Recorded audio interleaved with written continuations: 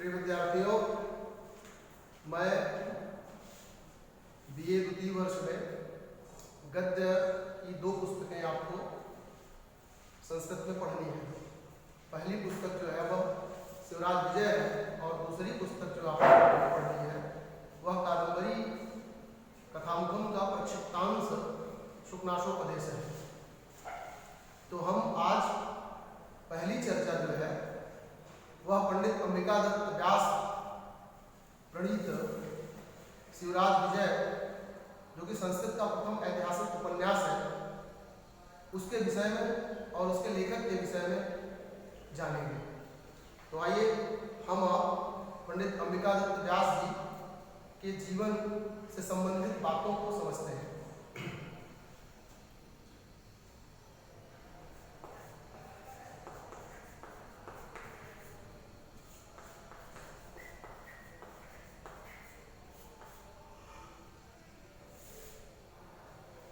शिवराज विजय यह संस्कृत साहित्य का प्रथम ऐतिहासिक उपन्यास है। यह जो उपन्यास है यह पंडित अंबिकादत्त व्यास इसके लेखक है। इसके लेखक का जो नाम है पंडित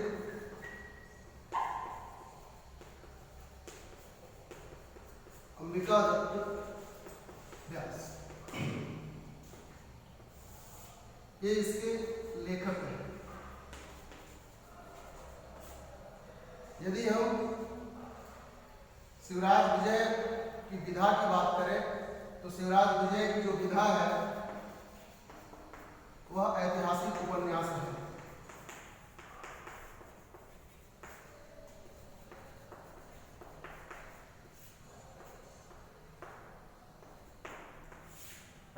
अब यह जो शिवराज विजय उपन्यास है, इसको लिखने का जो श्रेय है वो पंडित अंबिकादत्त व्यास जी को है। और पंडित अंबिकादत्त व्यास जी का जो जन्म है वो राजस्थान के जयपुर के रावत जी का दूल्हा नामक गांव में हुआ।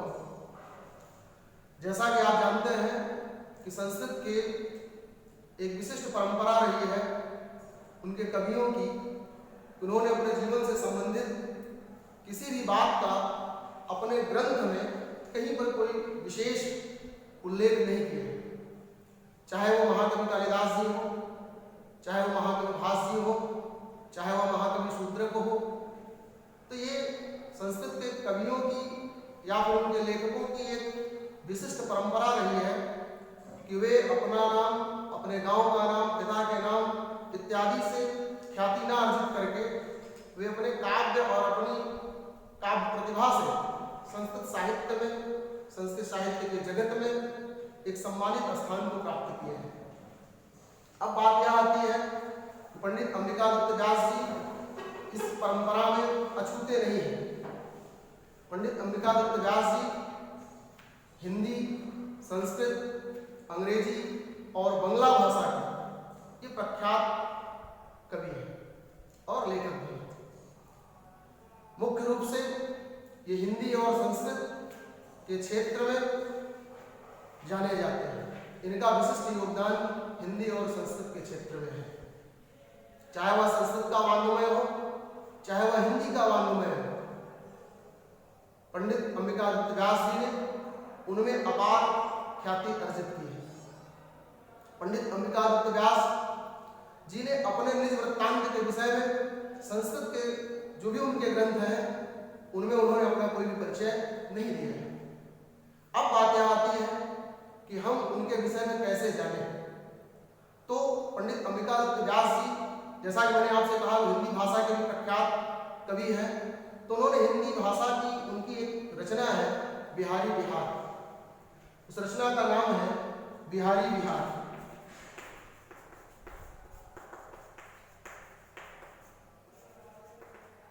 यह पंडित अंबिकादत्त व्यास जी की हिंदी रचना है और जो कि कुंडलियां छंद में निबद्ध है। और इसी रचना में पंडित जी ने अपने जीवन से संबंधित बातों का उल्लेख किया है। वैसे तो हिंदी संस्कृत में कुल मिलाकर के इनकी 78 रचनाएं हैं, इनकी जो बिहारी बिहार है, इसमें इन्होंने अपने निज वृत्तांत पर प्रकाश डाला है। इन्होंने बिहारी बिहार में अपने जीवन से संबंधित बातों का उल्लेख किया। तो हमें यह प्राप्त होता है कि इनके पूर्वज राजस्थान के जयपुर के रावत जी का दूल्हा नामक गांव या फिर सिलावटी नामक मोहल्ले के निवासी थे, और बाद में इनके पूर्वज काशी में आकर के रहने लगे।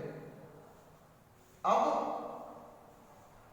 जब हम और आगे बढ़ते हैं तो हमें यह प्राप्त होता है पंडित जी का जन्म विक्रम संवत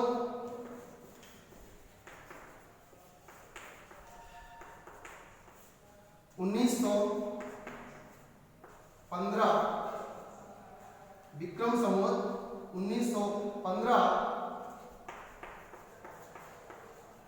चैत्र शुक्ल पक्ष तिथि अष्टमी को हुआ था।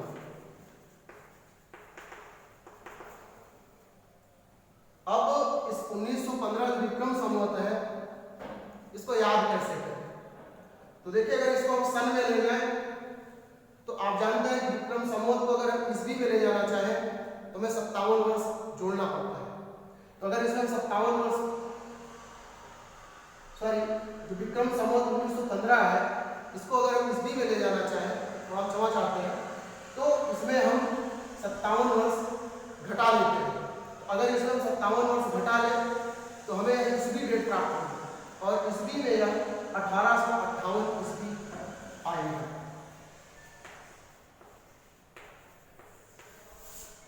अब यह जो 1858 ईस्वी है, अर्थात बिहारी बिहार में पंडित अंबिकादत्त व्यास जी ने अपने निज वृत्तांत का परिचय दिया, और उसके अनुसार इनका जन्म चैत्र शुक्ल पक्ष तिथि अष्टमी विक्रम संवत 1915 या सन 1858 ईस्वी में राजस्थान के जयपुर के रावत जी का दूल्हा या सिलावटी नामक मोहल्ले में हुआ।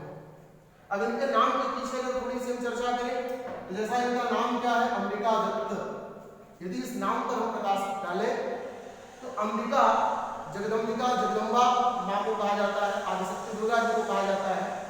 तो चैत्र शुक्ल पक्ष तिथि अष्टमी अर्थात चैत्र शुक्ल का महीना और अष्टमी तिथि अर्थात नवरात्रि में इनका जन्म हुआ, इसलिए इनका नाम अंबिकादत्त रखा गया। अब इनके पिताजी का नाम पंडित दुर्गादत्त था और इनके बाबा का नाम पंडित राजा राम शास्त्री था। तो इनके पिताजी एक मान्य साहित्यकार थे, वे एक अच्छे साहित्यकार थे। उन्होंने कर्मकांड और कथावाचक का कार्य करते थे। तो पंडित जी के जीवन पर जो साहित्यिक वातावरण था वह उनके घर से ही प्राप्त हो गया, और पंडित अंबिकादत्त व्यास जी की शिक्षा दीक्षा ये इनके प्रकार में चलती रही, क्योंकि इनके पिताजी कथावाचक थे। अतएव धनोपार्जन न्यूनातिन्यून या बहुत थोड़ी मात्रा में होता था, और उस थोड़ी सी आय में पंडित जी का जीवन यह इनके प्रकार में चलता रहा। इनकी शिक्षा भी इसी तरह से चलती रही। ये तत्कालीन जो विद्वान थे उनसे, ये अपने समय के विद्वान से न्याय, वैशेषिक, योग, वेदांत इत्यादि ग्रंथों का अध्ययन किए, परंतु पंडित जी की जो प्रतिभा थी, जो साहित्यिक प्रतिभा थी, वह अद्वितीय थी। पंडित अंबिकादत्त व्यास जी मात्र 12 वर्ष की अवस्था में ही विद्वानों की गोष्ठियों में भाग लेते थे और अच्छे अच्छे विद्वानों को अपनी बुद्धि से आश्चर्यचकित कर दिया करते थे। इन्होंने पीयूष प्रवाह नामक पत्रिका का प्रकाशन किया। ये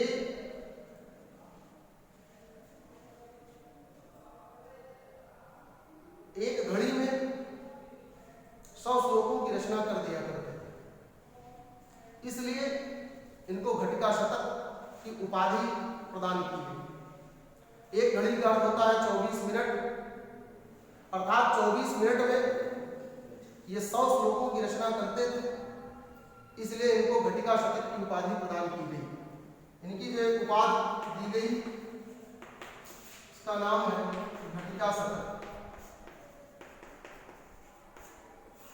यहाँ घटिका शतक का अर्थ इतना है कि घटिका का मतलब घड़ी, अर्थात एक घड़ी में 100 श्लोकों की रचना करने के कारण इन्हें उपाधि प्रदान की गई घटिका शतक। अर्थात एक घड़ी में 100 श्लोकों की रचना, एक घड़ी का 24 मिनट। आगे एक तो पंडित अंबिका दत्त व्यास जी की जो उपाधि हमने आपसे बताया वह है घटिका शतक।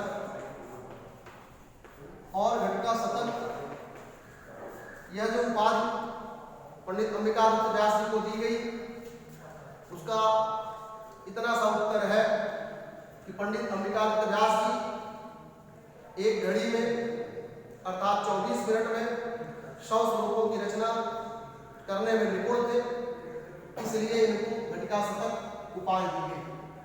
एक दूसरी उपाधि इनको शतावधान, इनकी एक दूसरी उपाधि है शतावधान। इस उपाधि के पीछे का क्या तर्क है उसको आप समझें। पंडित अंबिका दत्त व्यास जी 100 प्रश्नों को एक क्रम से सुनते थे और जिस क्रम से सुनते थे उसी क्रम से उसका उत्तर देने की अभूतपूर्व प्रतिभा इनमें थी। ये 100 प्रश्नों को जिस क्रम में सुनते थे उसी क्रम में उसका उत्तर दिया करते थे, इसलिए इनको शतावधान की भी उपाधि दी गई।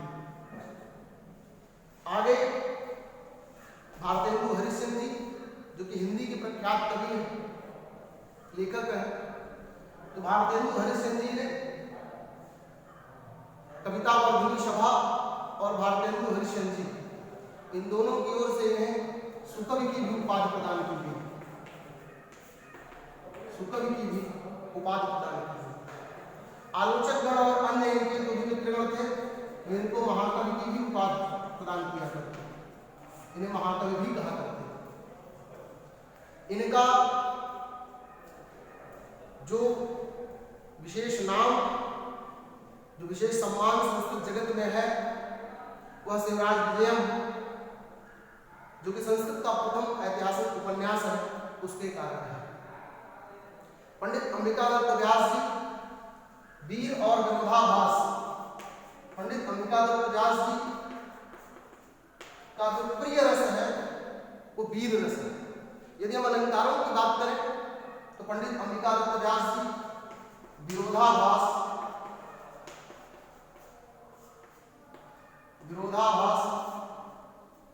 अलंकार के लिए विशेष रूप से जाने जाते हैं। पंडित अंबिका दत्त व्यास जी वीर और विरोधाभास के लिए जाने जाते हैं। इन्होंने बिहार में संस्कृत संजीवनी समाज की भी स्थापना की। इन्होंने बिहार में संस्कृत संजीवनी समाज की भी स्थापना की। अगर इसको हम पूछे कहाँ, तो बिहार में, इसका एक उत्तर ये भी हो सकता है कि इन्होंने बिहार संस्कृत संजीवनी समाज की भी स्थापना की। पंडित अंबिका दत्त व्यास जी का जो जन्म था वो एक ऐसी परिस्थितियों में हुआ जब भारत देश परतंत्रता की बेड़ियों में जकड़ा हुआ था। यदि आप थोड़ा सा भी ऐतिहासिक रूप से अगर दृष्टिपात करें तो उस समय भारत में इनके जन्म से 1 वर्ष पूर्व एक महान क्रांति हुई जिसको हम प्रथम स्वाधीनता संग्राम क्रांति 1857 के नाम से जानते हैं।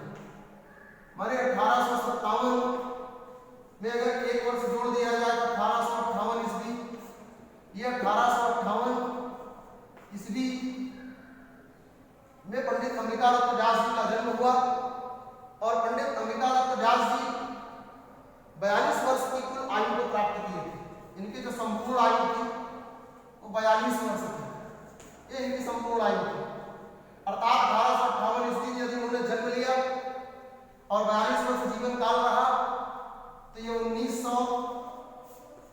ईस्वी में धराधाम को त्याग करके गोलोकवासी हो गए, परंतु पंडित जी ने स्वतंत्रता की जो हवा थी उसका आनंद उन्हें नहीं मिला और इसका दुख उन्हें सदैव होता रहा, जिसको उन्होंने अपने साहित्य में भी स्थान दिया। पंडित अंबिकादत्त व्यास जी राष्ट्रीय भावना से ओतप्रोत थे। वो प्रत्येक जनमानस में अपनी रचनाओं के माध्यम से भारत में और भारतीय लोगों में, आर्यों में स्वतंत्रता और स्वतंत्र होने के लिए उकसाते रहे। यदि हम मुख्य रूप से शिवराज विजयम पर बात करें तो शिवराज विजयम में पंडित अंबिकादत्त व्यास ने मुगलों के क्रूर एवं आतताई स्वभाव का बड़ा ही अच्छा और बड़े ही मार्मिक ढंग से उनका उल्लेख किया है।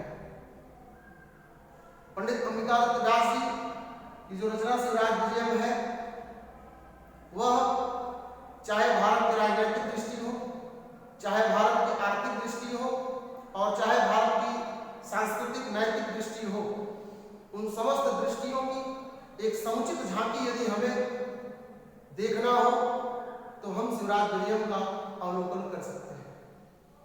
पंडित अंबिकादत्त व्यास जी का एक पुत्र भी था, उसका नाम राधा स्वामी व्यास प्राप्त होता है।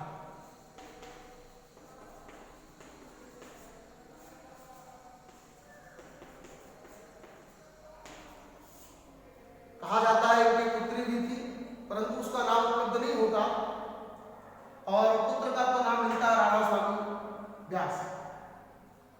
पंडित जी ने अपनी रचनाओं में, जैसा कि मैंने आपसे बताया कि उनकी कुल मिलाकर के 78 रचनाएं हैं और उन 78 रचनाओं में कुछ तो हिंदी की हैं और कुछ बंगला की है, कुछ अंग्रेजी में है और कुछ संस्कृत में है। तो जो संस्कृत की रचनाएं हैं उनमें मुख्य रूप से जो इनकी सर्वाधिशायी कृति है वो शिवराज विजयम है। तो शिवराज विजयम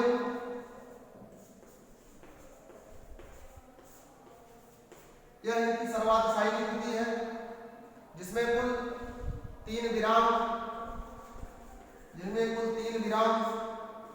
और 12 निश्वास है।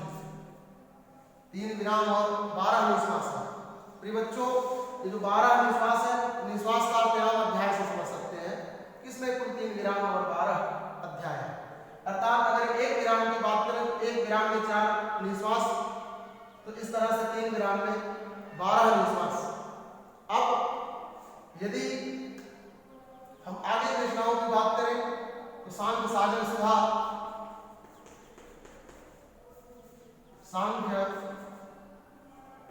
सागर सुधा, पातंजल प्रतिबिंब,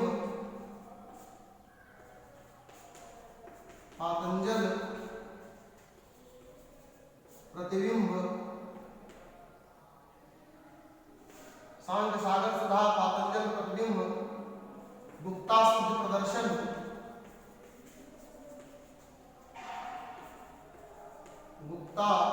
शुद्ध प्रदर्शन, इत्यादि इनकी संस्कृत रचनाएं हैं। और यदि हम हिंदी रचनाओं की बात करें तो हिंदी रचनाओं में बिहारी बिहार, यदि इनकी हिंदी रचनाओं की बात करें तो बिहारी बिहार, कुंडली दर्पण,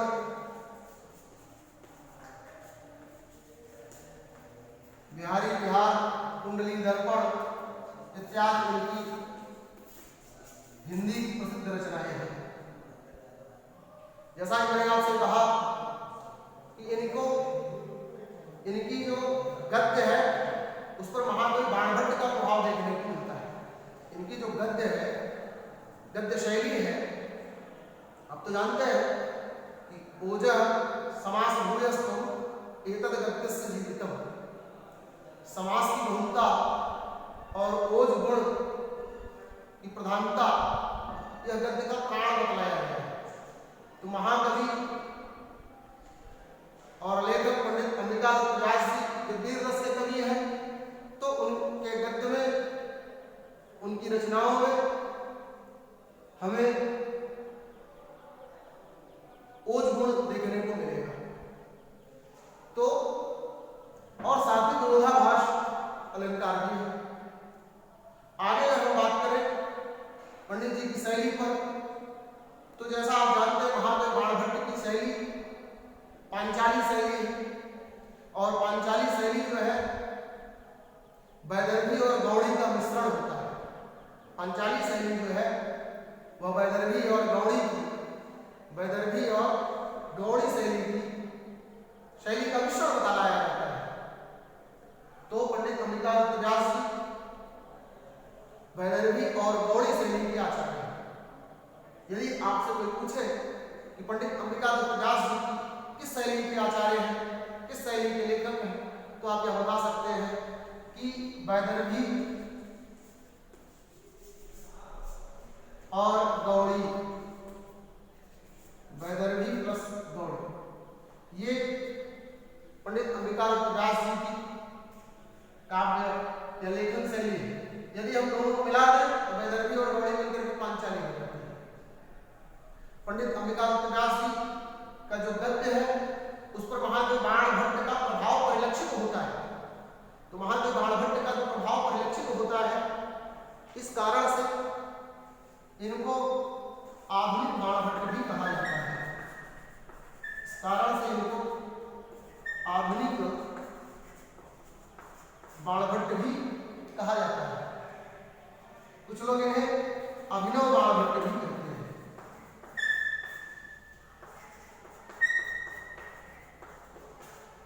कुछ लोग इन्हें अभिनव बाणभट्ट भी कहते हैं। देखिए, महाकवि बाणभट्ट जी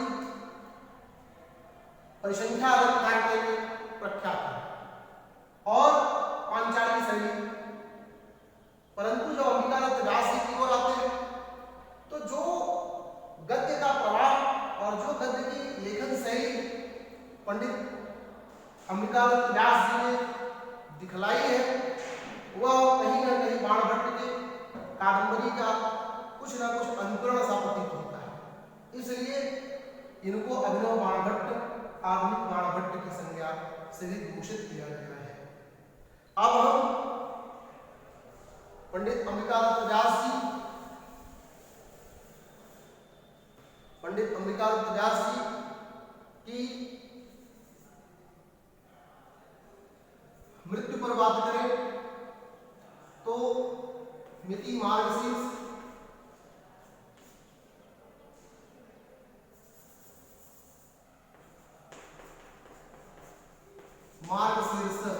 इसको लोग अगहन भी कह देते हैं। तो मार्गशीर्ष कृष्ण पक्ष तिथि त्रयोदशी दिन त्रयोदशी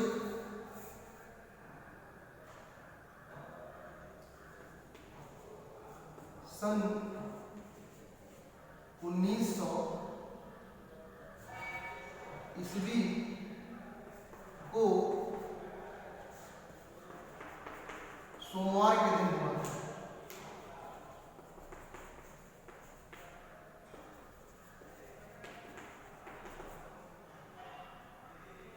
पंडित अंबिकादत्त व्यास जी अपने शिवराज विजय नामक उपन्यास में, पंडित अंबिकादत्त व्यास जी अपने शिवराज विजय नामक उपन्यास में इन्होंने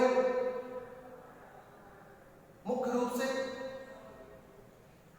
मुगलों के आतंक और उनके क्रूर स्वभाव का बड़ा ही मार्मिक उल्लेख किया है। जैसा कि आप जानते हैं शिवराज विजयम, शिवराज का विजय, यहां पर जो शिवराज बताया है वो महाराष्ट्र केसरी वीर शिवाजी के लिए युक्त हुआ है। शिवाजी जिन्हें जो कि मराठा शासक थे, उनका जो प्रवृत्त वैर था, माने मुख्य झगड़ा जो था वो औरंगजेब से था। तो इस ऐतिहासिक उपन्यास का नायक वीर शिवाजी है। और यदि इसके प्रतिनायक की बात की जाए तो इसके प्रतिनायक औरंगजेब, जिसे औरंगजेब संस्कृत में कह करके पुकारा है पंडित अंबिका दत्त व्यास ने, जिसकी उपाधि के रूप में आलमगीर शब्द प्रयोग किया गया। तो पंडित अंबिका दत्त व्यास जी ने एक क्रम से उल्लेख किया और जनमानस में यह चेतना फूकी कि आप अपनी स्वतंत्रता के लिए अथक प्रयास करो। जैसा गोस्वामी तुलसीदास ने कहा, पराधीन सफल सुनाही, इसका साक्षात अनुभव हमें पंडित अंबिका दत्त व्यास जी के शिवराज विजय को पढ़ने के बाद ऐसा लगता है कि पंडित अंबिका दत्त व्यास जी के हृदय में कहीं ना कहीं भारतीय स्वतंत्रता के सपने विद्यमान हैं। उन सपनों को साकार करने के लिए अपनी लेखनी को आधार बनाए और शिवराज विजय एक ऐतिहासिक उपन्यास करेंगे।